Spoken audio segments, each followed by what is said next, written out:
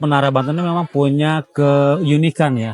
Dari sisi arsitektur juga dia mempunyai keunikan yang beda dari menara-menara yang ada di masjid-masjid Nusantara.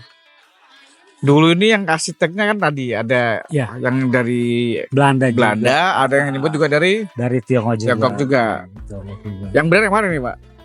Pintu masuknya aja ini kalau kita lihat mengandung unsur dari Hindu Buddha juga. Oh, ini Pintu masuknya oke, arsitekturnya ya, gini juga. arsiteknya. Ini mempunyai beberapa nilai yang sangat tinggi juga.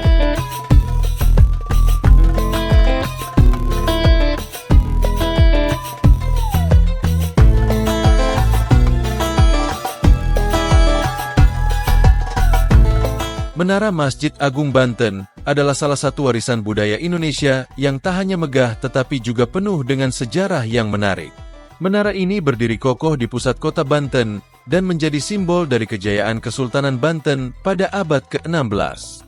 Dibangun pada masa Sultan Maulana Hasanuddin, menara ini bukan hanya digunakan sebagai tempat untuk menyerukan azan, tetapi juga berfungsi sebagai menara pengawas yang mengawasi pelabuhan dan wilayah sekitar.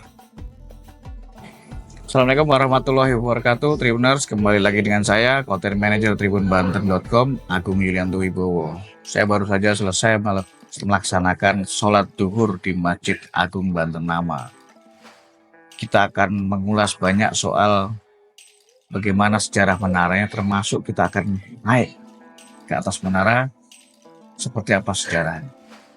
Tempat ini hampir tiap hari malah dipenuhi dengan peziarah, mau itu menjelang Ramadan, setelah Ramadan maupun hari-hari biasanya.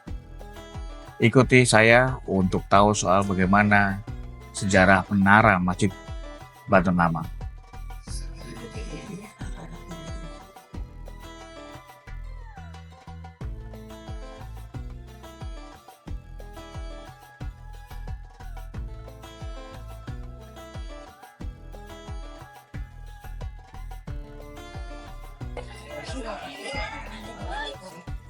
Assalamualaikum Pak Farozi. Waalaikumsalam. Assalamualaikum Pak. Dengan Alhamdulillah. Pak. Ya, Pak Agung siap. Lagi sibuk Pak Rozi? Lagi mantau aja nih Pak Agung, kebetulan mau bulan puasa, banyak pengunjung yang datang ke Masjid Banten. Ramai Pak ya? Ziarah. Ramai dia. Oke, nah Pak Farozi ini adalah seorang pemandu lokal di Banten Lama yang diminta ke Nazidan untuk menjelaskan soal menara Masjid Agung Banten Lama. Nah, Pak Farozi atau panggil Pak Oji ya? Oji aja pengawal. Oke, siap. Oji, Ya. ini masjidnya bagaimana sejarahnya Pak? Bisa ceritakan secara singkat mungkin Pak? Kalau sejarah Menara Banten itu tidak lepas dari Masjid Agung Bantennya, kemudian juga Tiamah ya yang di sebelah Masjid Bantennya. Iya. Jadi kalau lebih ke menaranya memang fungsi Menara Banten ini banyak juga sih sebetulnya. Memang ada yang mengatakan untuk azan juga, bisa juga untuk melihat situasi di Teluk Banten. Teluk Banten tuh daerah sana ya? Iya. Utaranya itu fungsi dari menara yang ada di samping depan Masjid Agung Banten ini. Zaman yang didirikan pada tahun berapa itu Pak dulu Pak? Nah, untuk sumber sejarah yang mengatakan didirikannya, ada yang mengatakan sebelum masa Sultan Haji, ada yang mengatakan juga di pada masa Mama Yusuf Sultan Banten kedua. Iya. Jadi kalau dari beberapa sumber yang saya dapat itu memang Menara Banten ini banyak yang mengatakan pelancong Belanda yang datang ke Banten ini sudah melihat ada bangunan tinggi di samping Masjid Agung Banten. Sekitar tahun 16-an, 1900-an itu. Sudah 4 abad berarti ya? Iya, kurang lebih. Nah, pembangunan menara ini berarti bersamaan dengan pembangunan masjid juga? Masjid Banten dulu. Oh, Masjid Banten dulu, baru kemudian menaranya? Iya, baru bangunan yang ada di sekitarnya gitu. Memang cuma satu menaranya nih Pak? Cuma satu. Kalau jadi untuk Menara Banten memang punya keunikan ya. Dari sisi arsitektur juga dia mempunyai keunikan yang beda dari menara-menara yang ada di masjid-masjid Nusantara. Itu maksud kayak di Demak aja, menara Masjid Demak itu hanya dari tiang-tiang yang sekarangnya. Iya. Kalau Masjid Banten ya masih dikokohin menara Bantennya. Sudah 4 abad tapi masih berdiri. Iya, alhamdulillah masih berdiri. Nah, dulu ini yang arsiteknya kan tadi ada yang dari Belanda, ada yang nyebut juga dari Tiongkok juga. Yang benar yang mana nih Pak? Sebetulnya sama-sama ya. Kita kayak lebih ngambil ke bekas peninggalannya saja gitu. Memang ada unsur Eropanya juga ada, unsur ke Tionghoanya juga ada. Iya, iya. Karena memang baik itu ke sejarah juga, Sunan Gunung Jati dengan Banten dia pernah berhubungan baik dengan Tionghoa dalam perdagangannya juga sampai Iya, iya, mempunyai istri orang Tionghoa yang bernama Cek Bangcut itu. Oh. Jadi tidak jadi lepas. Masjid Banten pun di dalam juga ada beberapa filosofi yang mengandung etnik Tionghoa juga, kayak mimbarnya juga mengandung unsur Tionghoa juga. Dulu ini kan posisi Masjid Banten ini kan dekat pantai Karangan tuh Pak ya. Iya, Dulu jadi pusat perdagangan ya. betul sekali. Internasional nih ya, Pak. Betul. Iya, iya.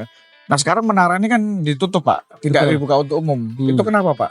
Jadi memang dengan rentang usianya yang sudah berabad-abad ya, kita juga menjaga keutuhan kelestarian Menara Banten juga. Tidak seperti dulu. Kalau dulu kan orang yang jarang datang ke Banten itu pasti akan menaiki Menara Banten. Ya, Itu ya, ciri khasnya orang yang jarang ke Banten. Setelah direvitalisasi, akhirnya bersama dengan BPK 8 juga. Kalau dulu BPCB namanya. Jadi ada beberapa unsur menara ini yang mengalami kemiringan ketinggiannya. Mungkin kalau dia secara kasat tidak terlihat kelihatan, miringnya, ya, tapi ya. ada menurut ahlinya itu ada beberapa yang memang sudah mengalami semacam kayak dari Perubahan lah ya. perubahannya. Perubahan Itu struktur yang bangunan ya. yang harus kita jaga lah sebagai peninggalan budaya yang sangat tinggi juga. Iya, iya, iya. Nah Pak Oji, kita kan sudah meminta izin dari pihak kenaziran nih kan untuk apa? Untuk naik. Untuk naik. Kita cek ke atas. Wah, boleh kita cek lihat di dalamnya seperti apa sih Iya. Pak Oji? Oke. Boleh Pak Oji? Oke, Silakan. silakan mari. Menara yang dibangun pada abad ke-16 atau sekitar tahun 1560 ini dibangun oleh arsitek asal Cina yaitu Cek Bankat yang diberi gelar Pangeran Wiradiguna oleh Sultan Ageng Tirtayasa, kemudian direnovasi oleh Hendrik Lucas Kardel dari Belanda pada tahun 1683. Pada saat itu masuk pengaruh budaya Eropa yang sebelumnya banyak dipengaruhi oleh agama Buddha, yaitu dengan adanya Padma, bunga teratai, pada puncak menara. Bunga teratai adalah lambang agama Buddha. Sangat terlihat jelas akulturasi budaya yang kuat dalam komplek Masjid Agung Banten. Oke, Pak Agung, ini sebelum Siap. kita naik, kita juga kalau lihat arsitektur Menara Banten memang dari berbagai unsur ya. Pintu masuknya aja ini kalau kita lihat mengandung unsur dari Hindu Buddha juga. Oh ini Pintu masuknya oke, arsitektur ya, gini juga. arsiteknya. Ini mempunyai beberapa nilai yang sangat tinggi juga. Gitu. Mari kita masuk naik, Pak Agung.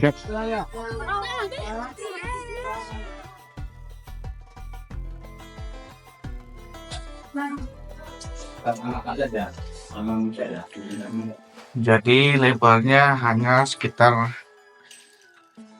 Berapa senti 40 nih? senti nih, 40 senti ada ya. 50 senti. Ini yang bikin unik tuh tangganya ini, Pak Agung. Iya, iya. Pada zaman dulu udah kepikiran bikin tangga spiral begini dengan lubang angin yang sangat unik juga. Ini apa ini sebelah ini Pak? Kenapa? Ini apa ini? Dalamnya. Iya. Nah ini kemungkinan juga batu bata dan karang. Oh batu ini ya? Ya, Biar kokoh bangunannya ya? ya betul. Karena kan moto Kesultanan Banten tuh gawe kuta, baluarti, bata kalawan kawis. Jadi semua bangunan yang ada di kota Banten itu terbuat dari batu bata dan karang. Cukup tinggi juga. 23 meter, Pak. 23 meter Pak ya? Iya. Jadi yang lantai satunya, yang atasnya satu lagi. Hah? Ada 2 tangga. Di atasnya ada satu lagi Pak. Oke. Menara yang terletak di sebelah timur masjid ini terbuat dari batu bata dengan ketinggian kurang lebih 24 meter, dengan diameter bagian bawahnya kurang lebih 10 meter. Untuk mencapai ujung menara, kita harus melewati 83 buah anak tangga dan melewati lorong yang hanya dapat dilewati oleh 1 orang. Dari atas menara ini, kita dapat melihat pemandangan di sekitar masjid dan perairan lepas pantai, karena jarak antara menara dengan laut hanya sekitar 1,5 kilometer. Alhamdulillah. Oke Pak Agung, kita udah berada Masya Allah. di puncaknya nih. Puncak Menara Banten nih. Ini ternyata luar biasa indahnya. Ya, anginnya juga lumayan kencang nih Pak Agung nih. Iya, iya. Ini jadi arah pantai tuh bisa memantau kapal tuh ya. Iya, betul. Jadi fungsi dari menara ini ya di samping sebagai menggunakan azan juga bisa untuk melihat atau memantau situasi di Teluk Banten. Iya. Selain itu, jadi Ada kalau ada kapal sandar itu kan di sana tuh di lautan, jadi tidak masuk ke sini. Jadi dia bongkarnya di Teluk Bantennya karena kapal-kapal besar. Iya. Dia pakai perahu kecil lagi masuk ke dalam. Oh. Karena di benteng ini dikelilingi oleh kanal-kanal. Iya. Gitu. Ini artinya ada peninggalan juga tuh namanya Jembatan. jembatan rantai. Iya. Fungsinya untuk membuka tutup itu. Oh, berarti kalau ini Kalau ditutup ada- iya. semua terisolasi dari daratan ya? Tuh, Harus pakai kapal atau misalnya apa pakai gitu ya? perahu kecil. Nanti kalau misalkan mau ke keraton Benteng Surosoan, nanti di situ ada tempat sandarnya juga. Jadi tidak langsung masuk ke dalam keraton. Oh. Ada kayak semacam ruang tunggu. Iya. Betul. Begitu detail untuk mengatur. Betul sekali. Memang kalau kita lihat juga arsitektur Kesultanan Banten ini sudah mengadopsi tata kotanya sudah sangat maju. Iya. Nah, Pak Oji tadi kan selain kapal itu juga melihat kapal musuh atau bagaimana Pak Oji? Kalau untuk melihat kapal musuh kan di samping kiri juga terlihat juga kapal-kapal Eropa. Jadi si pemantau ataupun yang si prajurit dari Kesultanan Banten itu bisa melihat atau menginformasikan ke bawah bahwa ada kapal yang datang atau gimana. Gitu. Iya. Itu sih yang lebih. Ada juga yang mengatakan sumber juga mengatakan bahwa Menara Banten ini tempat penyimpan amunisi. Ada yang mengatakan sumber juga begitu.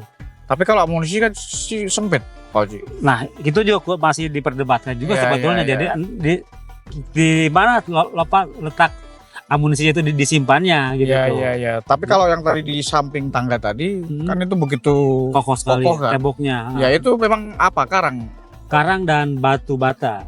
Karena memang ini Banten ini kan untuk membangun kotanya dari karang dan batu bata. Semacam kayak Benteng Surosoan aja itu karang semua, Pak. Iya. Kemudian juga di sebelah sana itu ada Benteng Smelwi. Iya benar Punya Belanda yang di sampingnya kan ada Viara juga itu. Itu ketahuan dan memang Banten ini dibangun dari batu karang. Iya itu Untuk gunung kota-kota apa itu Pak? Itu di daerah Bojonegara itu. Bojonegara ya? Iya. Kelihatan semua hampir seluruhnya ya? Semua. Kalau lagi bagus Gunung Karang itu juga kelihatan kalau cuaca lagi bagus. Iya ini pagi bendung ini. Gunung Karang. Dan memang kalau di sini sih bisa kelihatan semua. Sawah-sawah juga bisa kelihatan dan memang kalau Sultan Banten juga dulu mentinggalkan manusia itu sebagai bapak pembangunan. Oh. Nah Pak Oji ini kan Iya.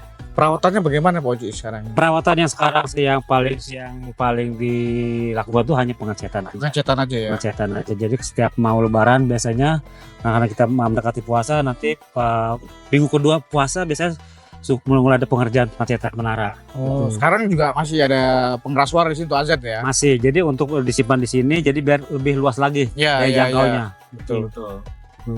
Oke. Pak Oji terima kasih banyak atas obrolan kita. Sama-sama. Terima kasih banyak sudah mengantarkan kami untuk naik di menara Masjid Banten Lama ini yang tidak semua orang bisa masuk ke sini setelah beberapa tahun lalu karena ya ada perubahan-perubahan konstruktif ya Pak Oji ya. Iya. Pak Oji saya pamit Pak Oji, terima kasih banyak. Sama-sama Pak Agung. Semoga sehat selalu Pak Oji. Amin. Assalamualaikum warahmatullahi wabarakatuh. Assalamualaikum warahmatullahi wabarakatuh.